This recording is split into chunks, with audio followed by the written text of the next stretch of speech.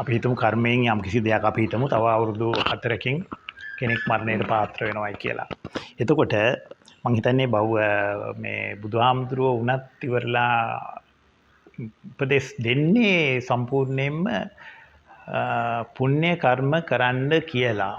නමුත් යම් යම් තැන්වලදී දැන් අපිට පේනවා දැන් අපි හිතමු දැන් චත්තමානවක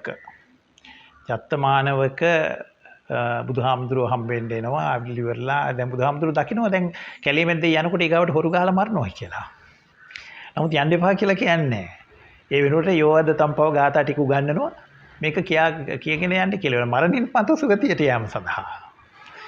එතකොට දැන් එවැනි දේවල් වලින් අපිට ඉතා පැහැදිලිව දැන් මුගලන් හාමුදුරුවන්ට බුදුහාමුදුරුවෝ දුන්න අවවාදත් වලදීත් ඔක ඉතා පැහැදිලිවම තියෙනවා ඉවරලා.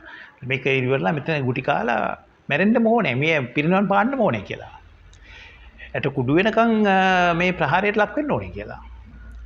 මේ යතුරු හිලෙන් හැංගිලා ගිහින් ඉවරලා ඒව අනම්මනම් කරන්න එපා කියලා.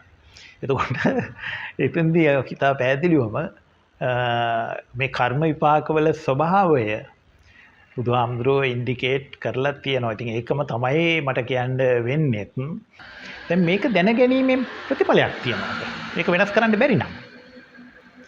මේක වෙනස් කරන්න බැරි නම් ඇයි මේක අපි මේ දැනගත යුත්තේ?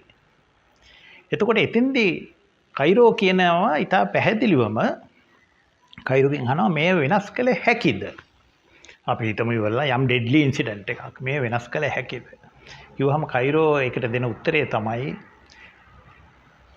නිසැකවම වෙනස් කළ හැකියි.